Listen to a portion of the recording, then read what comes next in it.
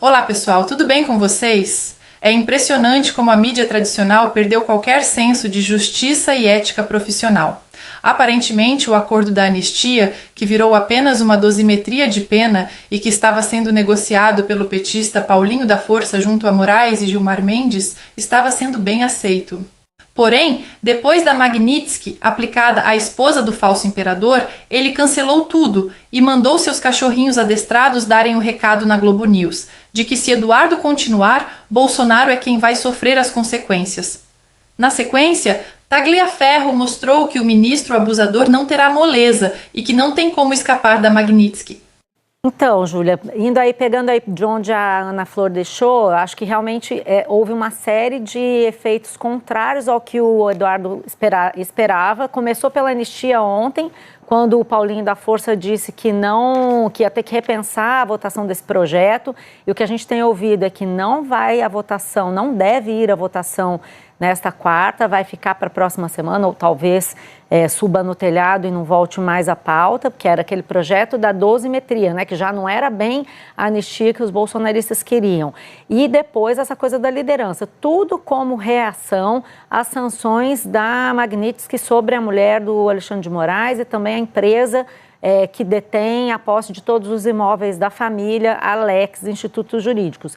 O que a gente apurou, eu apurei isso para o blog que a gente tem no Jornal o Globo, é que essa medida provocou muita irritação justamente porque nas últimas semanas o Hugo Mota falou ali com ministros do Supremo, Paulinho, a gente presenciou essa reunião aí, fotos dessa reunião entre Temer, Aécio e Paulinho, que submeteram a ideia da dosimetria ao Supremo, e ali, quando a gente fala ao Supremo, é mais especificamente ao próprio Alexandre de Moraes e ao ministro Gilmar Mendes, que tem uma certa liderança aí nessa discussão do projeto, da coisa da trama golpista, né, do processo da trama golpista.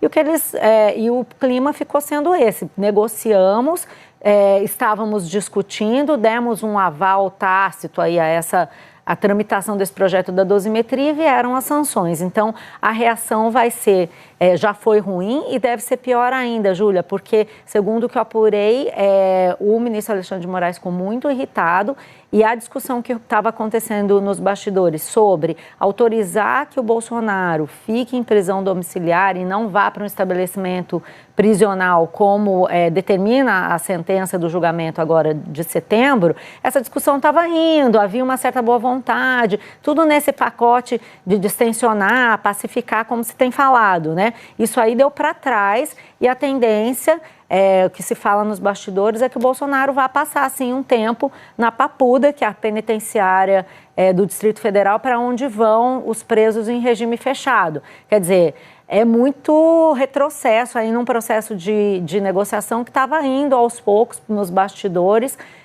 e que agora deu muitos passos para trás por conta das sanções da Magnitsky, né? E hoje ainda essa fala do Trump que não caiu bem para os bolsonaristas. Bom dia, pessoal, tudo bem? Novidades para vocês.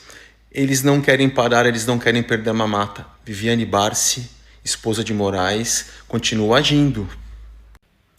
Bom, o que Viviane Barsi fez? Óbvio, com a orientação de Alexandre de Moraes, abrir uma nova empresa, um novo escritório de advocacia, um novo CNPJ, que foi inclusive incluído no dia 22 de setembro deste ano. Ou seja, há poucos dias. É uma nova tentativa de burlar o sistema financeiro, de burlar as sanções que a eles foram aplicadas, para eles continuarem movimentando fortunas, continuar com cartão de crédito, continuar com conta bancária e se divertindo. Mas o povo e eu não vamos deixar isso acontecer. Nós vamos continuar monitorando, nós vamos atrás. Hoje são 50 milhões de brasileiros fiscalizando você, Alexandre de Moraes. Não é um gabinete de fake news, não é o seu povinho que está em volta de você, não é você fiscalizando uma direita. Hoje é o Brasil fiscalizando você, é o Brasil atrás de você e você vai aprender o que é justiça de verdade, você vai aprender o que é democracia.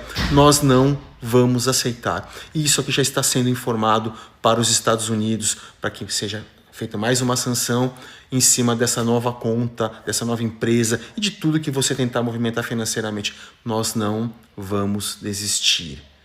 Você vai pagar por todos os erros que você cometeu e continua cometendo. Você e todos aqueles que participaram e continuam participando e que vierem a participar com você.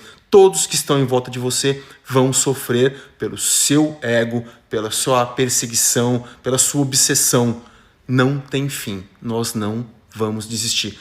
Pessoal, compartilhe para todo mundo, espalhe para tudo que é rede, para que essa informação importante chegue aos ouvidos de todo mundo. Um abraço e um ótimo domingo.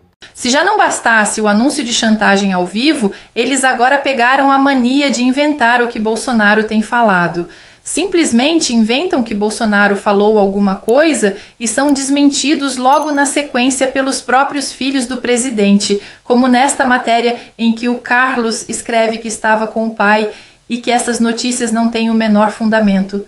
Falando em problema, a gente tem contado aqui para vocês já desse racha dentro do bolsonarismo, e eu não estou falando nem de quem vai ser o candidato em 2026, que a gente traz muito bastidor para vocês. Estou falando sobre a família Bolsonaro, porque o ex-presidente Jair Bolsonaro, a gente trouxe isso nos últimos dias, tem demonstrado ali estar insatisfeito com algumas ações de Eduardo Bolsonaro. O Eduardo Bolsonaro está nos Estados Unidos fazendo articulações ali junto a Paulo Figueiredo com os Estados Unidos, né, o governo Trump. Entre essas articulações, como resultado, a gente viu essas sanções a ministros da corte e as tarifas também a produtos brasileiros. O que está acontecendo agora? A gente está vendo que essa crise está escalando, porque tem a PEC da blindagem que está enterrada e tem a outra discussão, que era o PL da anistia, o projeto de lei da anistia, que virou o PL da dosimetria, Valdo, da redução de penas, e agora a turma ali mais próxima ao ex-presidente Jair Bolsonaro está me dizendo que está preocupada que Eduardo Bolsonaro imploda um acordo que possa ajudar o pai, porque ele fica repetindo que só anistia ampla, geral e restrita, fica arrumando confusão com todos os aliados. Não tem como Jair Bolsonaro fazer qualquer tipo de articulação política ou com seus emissários, seja com o deputado Sóstenes Cavalcante, Tarcísio de Freitas, Valdemar Costa Neto, se o filho fica dizendo que não está valendo. Então, na visão desses aliados do ex-presidente Bolsonaro, Eduardo Bolsonaro está cada vez mais isolado e foi longe demais nessas articulações. Paulo Figueiredo comentando essa apuração que eu já trouxe aqui alguns dias e hoje reforçando, confirmando, falou, a gente sabe que eles estão irritados mesmo, é isso mesmo, e vão ficar mais irritados. Então, é como se eles tivessem... Tem a bancada de Jair Bolsonaro aqui, tem a bancada do Eduardo Bolsonaro lá, que é ele, é a bancada de dois, ele e Paulo Figueiredo, porque para o Paulo Figueiredo e Eduardo Bolsonaro, o sucessor de todo esse espólio capital político de Jair é Eduardo Bolsonaro. Só que falta combinar com a família Bolsonaro, com o Centrão, com a direita, com o próprio Jair Bolsonaro, como já falei aqui várias vezes, que Michele, né? O Valdemar, quando briga com o Eduardo e o Eduardo vai para cima do Valdemar, a turma do Valdemar me diz, mas o problema não é Valdemar, é Jair Bolsonaro que não quer Eduardo Bolsonaro. Já falei isso aqui várias vezes. Então tá ficando cada vez mais claro. Fazer a denúncia que quiser fazer, não é? E ponto, é um direito dele. Falar é um direito do deputado, isso é a diplomacia legislativa, né? Tem deputados de oposição, deputados de situação, os deputados de situação falam bem do governo, os deputados de oposição falam mal do governo, né? Quando um deputado, um parlamentar critica decisões de uma corte, decisões de um tribunal, decisões de um governo, seja o que for, ele não está criticando as instituições, não é? Só uma mente muito autoritária, uma cultura muito autoritária, confunde pessoas que ocupam posições de Estado e decisões que são tomadas por essas pessoas com as próprias instituições. Então, assim, a ideia de que o deputado está no exterior combatendo, né, atacando as instituições brasileiras, ele está combatendo e atacando decisões tomadas por pessoas que ocupam, né, posições nessas instituições, não é? E é isso que ele está fazendo, de novo, não é? Então essa ideia de que, não, imagina, então nós vamos criar um país agora, imagina o seguinte, nós queremos mesmo viver num país onde um deputado, um parlamentar, um cidadão não pode ir ao exterior, não é, propor sanções, não é, criticar medidas, não é, fazer o seu proselitismo. Bom, então vamos lá, né? Nós somos um país unitário, então, não é? Isso é uma ditadura. A ditadura é um país unitário. Então você não pode criticar autoridades, você não pode fazer denúncias internacionais, você não pode pedir sanções para o que você considera uma infração a direitos humanos, direitos individuais, democracia.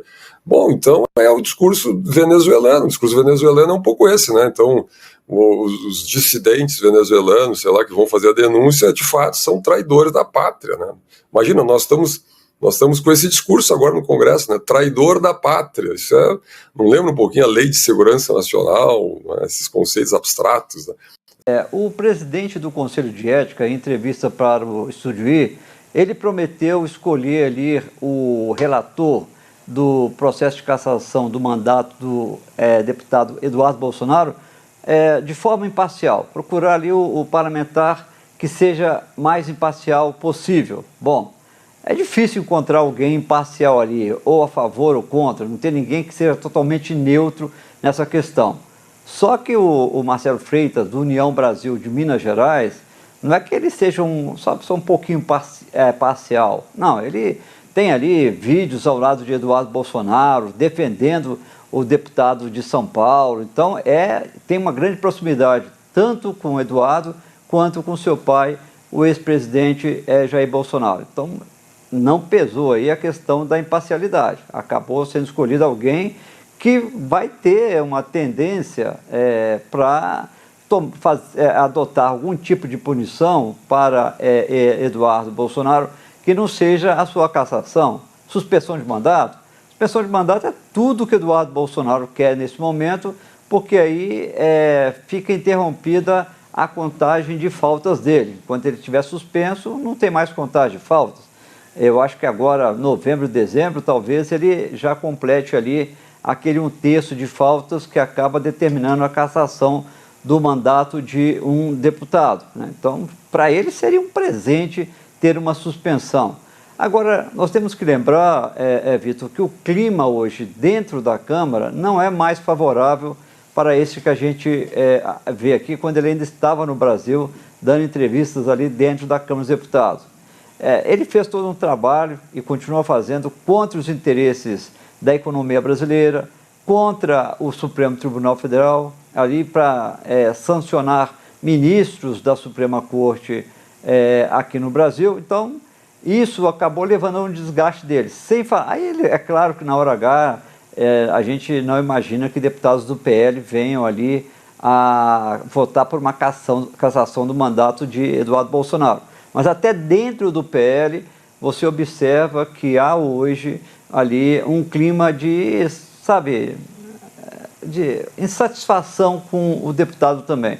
Muita gente achando que ele exagerou, que agora ele acabou dando motivos para a recuperação do presidente Lula na sua imagem, na aprovação ali, o que foi observado nas pesquisas ali, e também ele acabou levando a um momento que criou uma divisão dentro do campo da direita, muita briga, muita confusão. Não por outro motivo, o pai dele, o ex-presidente Jair Bolsonaro, em prisão domiciliar, acionou interlocutores para convencer Eduardo Bolsonaro a baixar a bola. Mas, por enquanto, ele ainda não baixou a bola. A dúvida é se ele vai continuar com esse prestígio todo na Casa Branca, se acontecer, e todo mundo espera que aconteça, esse encontro entre Donald Trump e o presidente Lula. Hoje eu vou finalizar o vídeo de uma forma um pouco diferente, tamanha a minha revolta ao assistir esse padre sem vergonha, que já teve vídeos vazados e comprovados por perícia, pregando em plena igreja contra a liberdade para idosos, mães e pais de família. Esse sujeito dentro de uma igreja é uma vergonha para todos nós cristãos.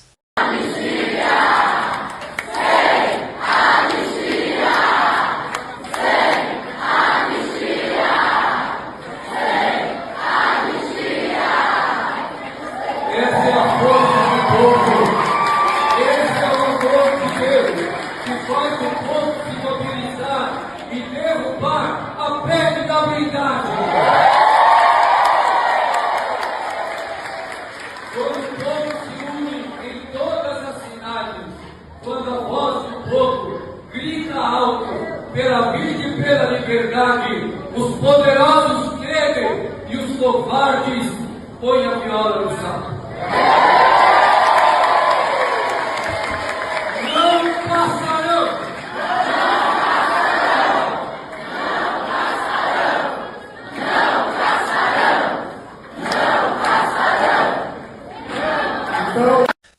vocês acham da postura do padre Júlio Lancelotti, pessoal? Comentem aí que responderei o máximo de comentários que eu conseguir. Até o próximo vídeo e que Deus abençoe a todos nós.